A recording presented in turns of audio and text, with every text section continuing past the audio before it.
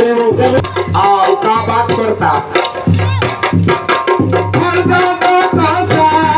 से भैले मुलाकात हो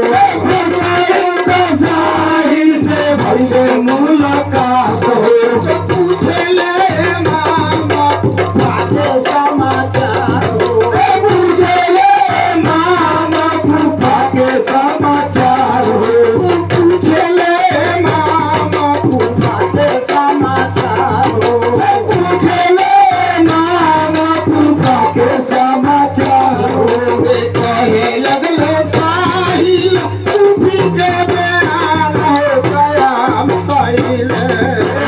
कहे लगले साहिल तू भी के बयान हो कयाम कइले हजरत जोहरा के लाभ हो कयाम कइले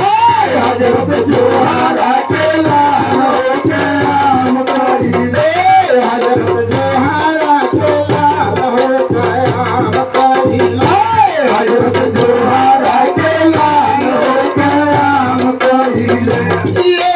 तू भी इनके दिले आता बाटे तोहरे साथ हो तू भी इनके दिले आता बाटे तोहरे साथ हो तू भी इनके दिले आता बाटे तोहरे साथ हो तू भी इनके दिले आता बाटे तोहरे साथ हो लेकिन दिलवार बाटे हूँ भैया के साथ हो लेकिन सोनार बाटे हूँ भैया के साथ हो पहले इमाम बड़े अल्लाह रखवार हो काम कइले पहले इमाम बड़े अल्लाह रखवार हो काम कइले पहले इमाम बड़े अल्लाह मददगार हो कयाम कइले पहले इमाम बड़े अल्लाह मददगार हो कयाम कइले हजरत जोहरा के लाल हो कयाम कइले हजरत जोहरा के लाल हो कयाम कइले कइले कयाम कइले कयाम कइले कयाम कइले हजरत जोहरा के लाल हो कयाम कइले हजरत जोहरा के लाल हो कयाम कइले ये अमन मोहम्मद दोनों भाई कइले समानावा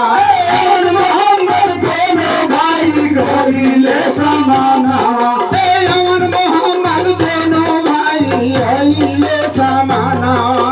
अमन मोहम्मद दोनों भाई कइले समानावा अब्दुल्ला बिन जाफर के रहले सुगानावा अब्दुल्ला बिन जाफर के रहले सुगानावा अब्दुल्ला बिन जाफर के रहले सुगानावा अब्दुल्ला बिन जाफर के रहले सुगानावा पता देते मामू के कइले सलाम हो कयाम कइले खाता देते मामू के कइले सलाम हो कयाम कइले हजरत जोहरा के लाल हो कयाम कइले हजरत जोहरा के लाल हो कयाम कइले खुदा के वास्ता के लिखल समाचार हो खुदा के लिखल समाचार हो खुदा के वास्ता के लिखल समाचार हो खुदा के वास्ता के लिखल समाचार हो कोई तो हर अच्छा नहीं झूठा दरमियान हो कोई तो हर अच्छा नहीं झूठा दरमियान हो कोई तो हर अच्छा नहीं झूठा दरमियान हो कोई तो हर अच्छा नहीं झूठा